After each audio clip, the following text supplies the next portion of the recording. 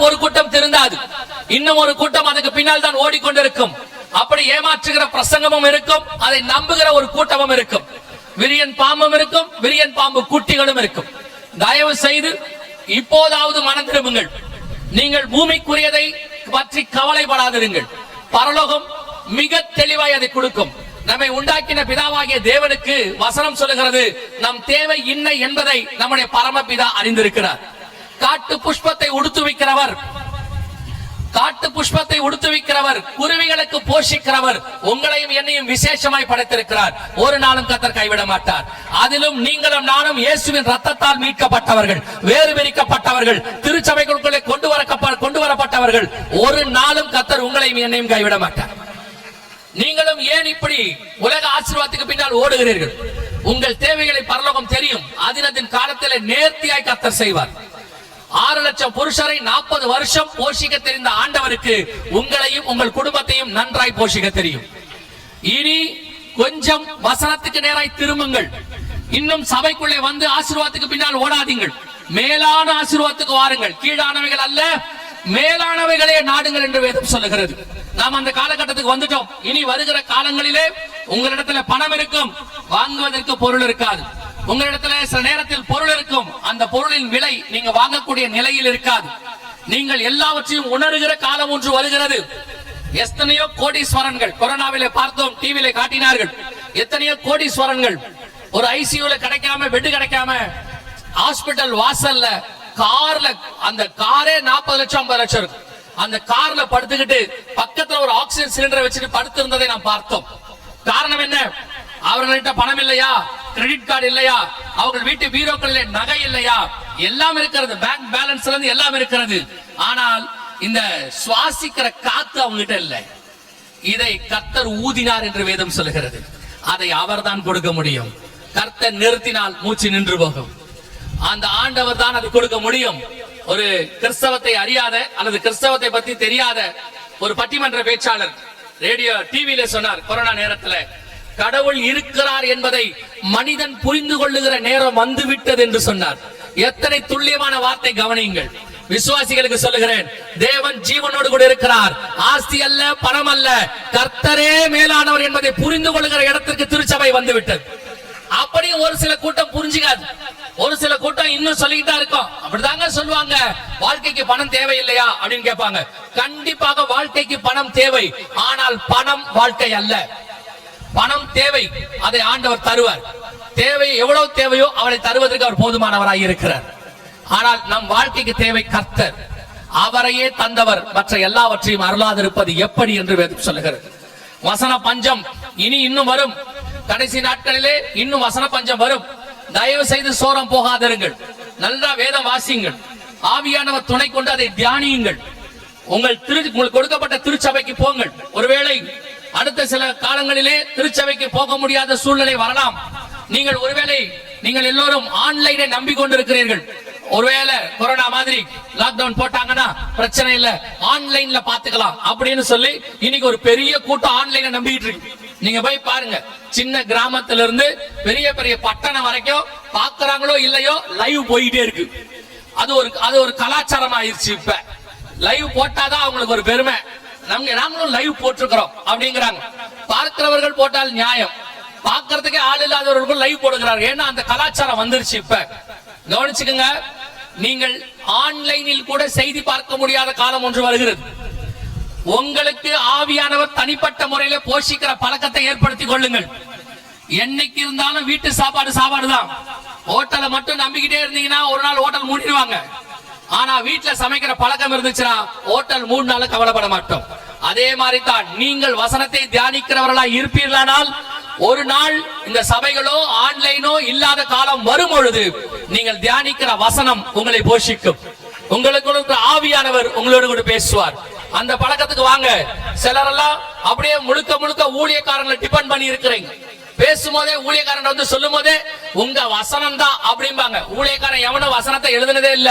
எந்த ஊழியக்காரனுக்கும் வசனம் எழுதுற அளவுக்கு ஞானம் கிடையாது. ஆவியானவருடைய வசனம், அதை போதிக்கிறவர் ஆவியானவர் தான். ஆவியானவர் இல்லாமல் வசனம் போதித்தால் அந்த வசனம் வெறுமையா இருக்கும். நீங்க சிலர்லாம் அப்படி ஊழியக்காரங்களை டிபெண்ட் ஆயிடுறீங்க. இவர் வசனம் இருக்கே, இவர் செய்தி வார வாரம் வரும், நம்ம கேட்டுக்கலாம். வராது. சில நேரத்தில் மூடப்பட்டிருக்கும். கிடைக்க முடியாத சூழ்நிலை ஒன்று வரும். இப்பொழுது நீங்கள் தியானிக்கிற தியானமும் நீங்கள் வாசிக்கிற வசனமும் அந்த பழக்கமும் தான் வருகிற நாட்களிலே உங்களை காப்பாற்ற போகிறது. இன்னையிலிருந்து நல்ல வசனம் படிக்கிற பழக்கத்துக்கு வாங்க. ஆவியானவரை சார்ந்து கொள்கிற பழக்கத்துக்கு வாங்க. ஊழியக்காரர்கள் உங்களுக்கு தேவை. ஒரு காலகட்டம் வரைக்கும் இருப்பார்கள். ஆனால் ஊழியக்காரர்களும் இல்லாத போது பரிசுத்த ஆவியானவர் தான் உங்கள் கூடவே இருப்பார். அந்த சூழ்நிலையிலே ஆவியானவர் உங்களை போஷிப்பார், பாதுகாத்துக் கொள்வார். எனவே இந்த பஞ்சங்கள், ஒருபுறம் உணவு பஞ்சம், ஒருபுறம் தண்ணி பஞ்சம், ஒருபுறம் காற்று பஞ்சம், மறுபுறம் இந்த வசன பஞ்சம் எல்லாம் சேர்ந்து ஆண்டவர் சொன்ன இரண்டாவது பஞ்சம் வந்திருக்கிறது. மூன்றாவது 6ஆம் அதிகாரம் 8ஆம் வசனத்திலே ஆண்டவர் சொல்லும் பொழுது மிக முக்கியமான ஒரு காரியம், சாவினாலும் என்று வேதம் சொல்லுகிறது. இந்த சாவினாலும் என்கிற வார்த்தைக்கு ஆங்கிலத்தில் பெஸ்டிலன்சஸ் என்று போடப்பட்டிருக்கிறது. அதாவது கொள்ளை நோய் என்று சொல்லி நாம் பார்க்கிறோம். ஒரு மிகப்பெரிய கொள்ளை நோய் எல்லாம் உலகளாவிய வரும். ஏற்கனவே நமக்கு கொரோனா வந்திருக்கிறது, நீங்கள் பார்த்திருக்கிறீர்கள்.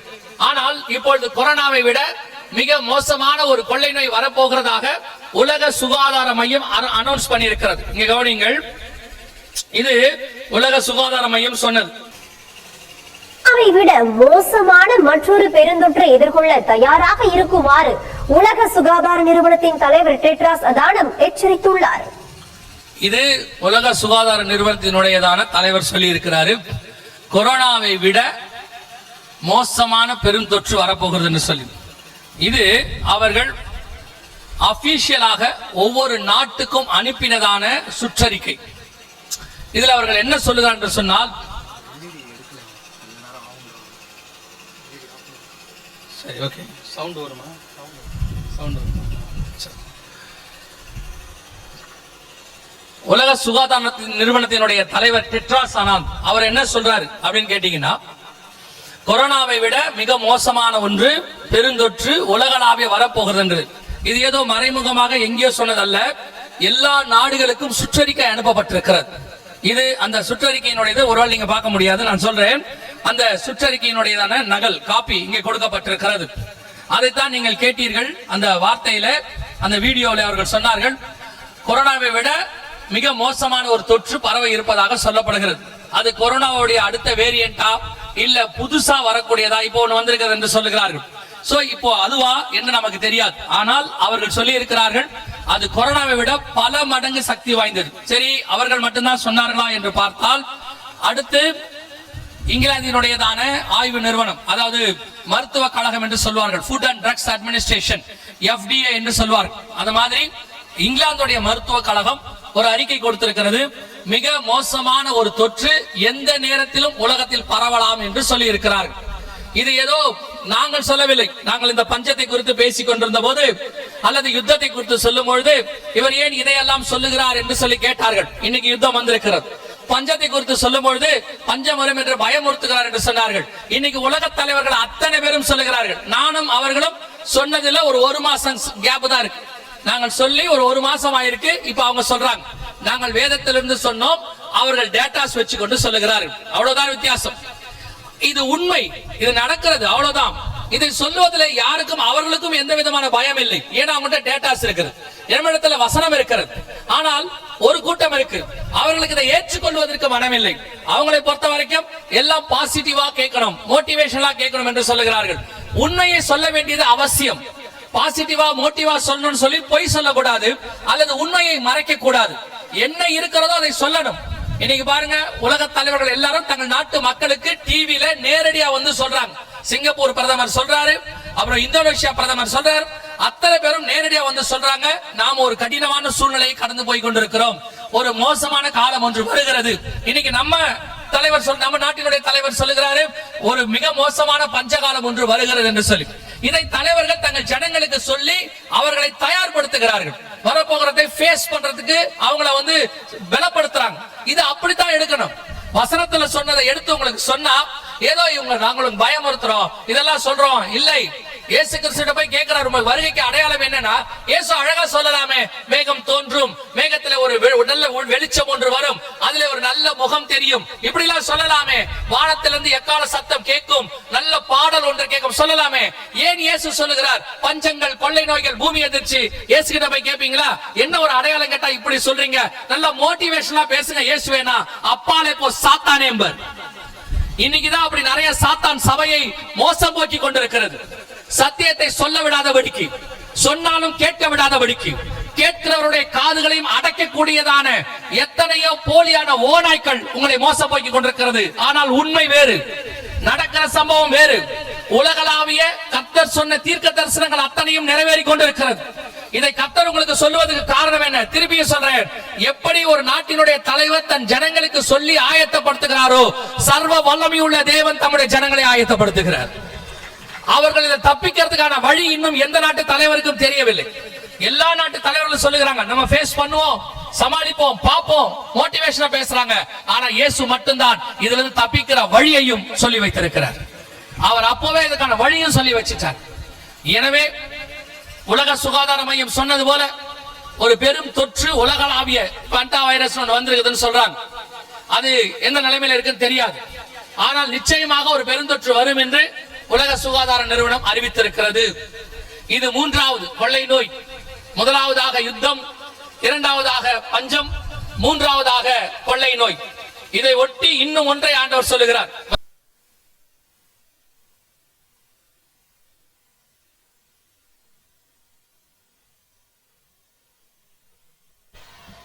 இன்னும் ஒரு 5 அல்லது 10 நிமிடத்தில் இந்த கூட்டங்களை முடிப்போம். நாம் அந்த கடைசி காரியத்தை மாத்திரம் பார்த்து விட்டு நாம் முடிக்க போகிறோம். நான்காவதாக வேதம் சொன்னது மத்தேயு 24ஆம் அதிகாரத்திலே 7வது வசனத்தை வாசியுங்கள் பார்ப்போம். ஜனத்துக்கு விரோதமாய் ஜனமும் ராஜ்யத்துக்கு விரோதமாய் ராஜ்யமும் எழும்பும், பஞ்சங்களும் கொள்ளை நோய்களும் பூமி அதிர்ச்சிகளும் பல இடங்களில் உண்டாகும். 2000 வருஷங்களுக்கு முன்பாக இயேசு சொன்ன யுத்தம், பஞ்சம், கொள்ளை நோய், கடைசியாக பூமி அதிர்ச்சிகளும் என்று ஆண்டவர் சொல்லுகிறார். இன்னைக்கு உலகத்தில் பூமி அதிர்ச்சிகளை கணக்கெடுக்கிறவர்கள் சொல்லுகிறார்கள், இந்த 10 ஆண்டுகள் தான் பூமி அதிர்ச்சிகளின் காலம் என்று சொல்லுகிறார். 2015 2025 வரைக்கும் மட்டும், இந்த 10 வருஷத்துல மட்டும் லட்சக்கணக்கான பூமி அதிர்ச்சிகள் நடந்திருக்கிறது. லட்சக்கணக்கான பூமி அதிர்ச்சிகள் ஒரே ஒரு வருஷத்தில் மட்டுமே 3000 10,000 வரைக்கும் பூமி அதிர்ச்சிகள் நடந்திருக்கிறது. நீங்க கவனிப்பீர்கள் என்று சொன்னால், இது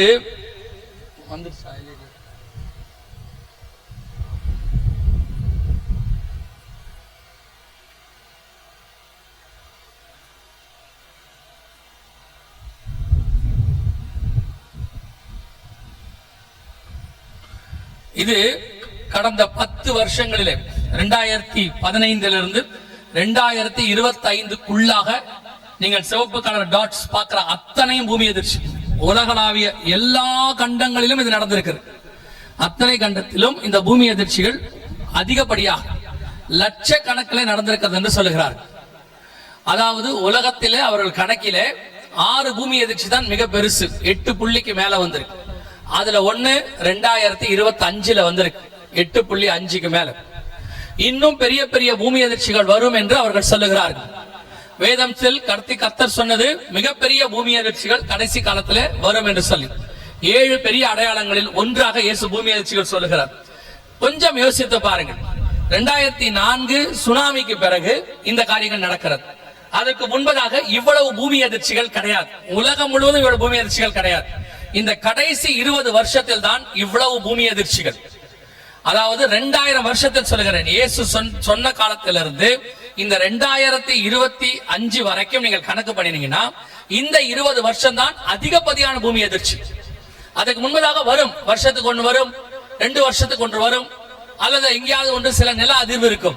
ஆனால் பெரிய பெரிய பூமி அதிர்ச்சிகள் 3 புள்ளியில ஆரம்பித்து 8.5 வரைக்கும் இந்த 10 வருஷத்துல லட்சக்கணக்கில் வந்திருக்கிறது. சில நாடுகளிலே ஒரே நாளிலே 10 தடவை 20 தடவை பூமி ஆடி இருக்கிறது. ஆண்டவர் சொன்ன பூமி அதிர்ச்சிகளின் காலம் வந்திருக்கு. யோசிச்சு பாருங்க, இத்தனை அடையாளங்களும் ஒரு சேர நடக்குது. இவ்வளவும் ஒரு சேர ஒரு பக்கம் யுத்தத்துக்கான முகாந்திரம் உலகளாவிய எல்லா நாடுகளும் தயாரா இருக்கு. இன்னொரு பக்கம் பஞ்சத்தினுடைய உச்சத்துக்கு போகிறோம் என்று எல்லா நாட்டு தலைவர்களும் சொல்லுகிறார்கள். ஒருபுறம் கொள்ளை நோய் அடுத்து கொரோனாவை விட மிக பெரிதாக வரப்போகிறது என்று சொல்லி உலக சுகாதார மையம் சொல்லுகிறது. இன்னொரு புறம் பூமி எதிர்ச்சிகள் உச்சம். ஜப்பான் சொல்லுகிறது 3 லட்சம் பேர் பாதிக்கப்படக்கூடிய அளவிற்கு பூமி எதிர்ச்சி ஒன்று அவர்கள் நாட்டில் வரப்போகிறது என்று சொல்லி இருக்கிறார்கள். இது ஜப்பான் சொல்லி இருக்கிறது. அது மட்டுமல்ல, இஸ்ரவேல் தேசத்திலே மிகப்பெரிய பூமி எதிர்ச்சி வரும் என்று சொல்லப்பட்டிருக்கிறது. எல்லா காரியங்களும் கர்த்தர் சொன்ன, இயேசு கிறிஸ்து சொன்ன எல்லா அடையாளங்களும் துல்லியமாக நடைபெற்றுக் கொண்டிருக்கிறது. அதுவும் ஒரு சேர நடக்குது. இப்ப கொரோனா வந்த போது பூமி எதிர்ச்சிகள் கொஞ்சமாக இருந்தது. ஆனா இப்போ ஒரு பக்கம் கொள்ளை நோயும் இருக்கு, ஒரு பக்கம் பஞ்சம் உச்சத்துல இருக்கு, ஒரு பக்கம் யுத்தம் உச்சத்துல இருக்கு, இன்னொரு பக்கம் பூமி எதிர்ச்சி உச்சத்துல இருக்கு. இந்த நாளும் சேர்ந்து மிக பெரியதான ஒரு பேரழிவை பூமியில ஏற்படுத்தும் என்று சொல்லி பார்க்கிறார். இதே காரியத்தை தான் விளாடிமிர் புதின் ரஷ்ய அதிபர் சொல்றார். யுத்தத்தின் முடிவு எப்படி இருக்கும் என்று தெரியாது, மனித சமுதாயம் மிகப்பெரிய பேரழிவை சந்திக்கும் என்று சொல்லுகிறார். இதே காரியத்தை தான் இதுக்கு முன்னாடி இருந்த அமெரிக்க அதிபர் ஜோ பைடன் சொல்லுகிறார். ஆயிரக்கணக்கல்ல கோடிக்கணக்கில் ஜனங்கள் இந்த யுத்தத்தில் மாறுவதற்கு வாய்ப்பு இருக்கிறது, யுத்தத்தை தொடங்காதிருங்கள் என்று சொல்லுகிறார். இப்படி அவர்கள் எல்லாரும் இன்னைக்கு இந்த அடையாளங்களை எல்லாம் பார்த்து சம்பவங்களை வைத்து அவர்கள் சொல்லுகிறக்கான காரியத்தை 1900 வருஷத்துக்கு முன்பாக பத்மு தீவிலே ஒரு மனுஷனுக்கு கர்த்தர் வெளிப்படுத்தி துல்லியமாக எழுத்துக்கு எழுத்து அவர் சொன்னபடியே அத்தனையும் நடைபெறுகிறது. நாம் அந்த காலகட்டத்துக்குரிய ஜனங்களா இருக்கிறோம். வெளிப்படுத்தின விசேஷம் 6ஆம் அதிகாரம் முதல் 2வது வசனத்திலிருந்து 8வது வசனம் வரைக்கும் உள்ள சம்பவங்கள் நம்முடைய காலத்தில் நடைபெற்றுக் கொண்டு இருக்கிறது, நம் கண்களுக்கு முன்பாக நடைபெறுகிறது. ஆனால் இவையெல்லாம் சம்பவிக்கும் போது கர்த்தருடைய வருகையும் சம்பவிக்கும் என்று சொல்லி நாம் பார்க்கிறோம். லூக்கா 21:28 இவைகள் சம்பவிக்க தொடங்கும் போது உங்களுடைய மீட்பு சமீபமாக இருப்பதால் நீங்கள் நிமிர்ந்து பார்த்து தலைகளை உயர்த்துங்கள் என்று ஆண்டவர் சொல்லுகிறார். சோ இந்த காலங்கள் எல்லாம் உங்களுக்கு சொல்லப்படுவதனுடைய நோக்கம் என்ன? ஏன் ஆண்டவர் இப்படி ஒரு காரியத்தை செய்யணும்? நான் விசுவாசிப்பேன், ஒரு இடத்திற்கு கர்த்தர் போக சொல்லுகிறார் என்றால் இங்கே வருவதற்கு கூட நாங்கள் இதை ஒரு சாட்சியாகத்தான் சொல்லுகிறோம். இங்கே வருவதற்கு கூட இந்த சபையினுடையதான வரலாறு என்ன, எவ்வளவு பேர் வருவார்கள், எதையுமே நாங்கள் கேட்கவில்லை. ஏனென்று சொன்னால் கர்த்தர் எங்களுக்கு ஒரு காரியத்தை ஊழியம் ஆரம்பிக்கிற 22 வருஷத்துக்கு முன்பதாக ஆண்டவர் சொன்னார், உனக்கு தேதி இருக்கிறது, அந்த தேதியில் அவர்கள் கேட்கிறார்கள் என்று சொன்னால் நீ அங்கு போய் நிற்க வேண்டும், அவ்வளவுதான். எனக்குரியவர்கள் அங்கே இருப்பார்கள், நான் அவர்களோடு கூட பேசுவேன். அது 5000 பேர் வனாந்தரத்தில் இருந்தாலும் சரி, யாக்கோபின் கிணற்றுக்கிட்ட ஒரு சமாரிய ஸ்திரீ இருந்தாலும் சரி, பேச வேண்டியது கர்த்தருடைய வேலை. ஆண்டவர் சொன்ன வேலையை நாம் செய்யணும் என்று சொல்லி இருக்கிறார்.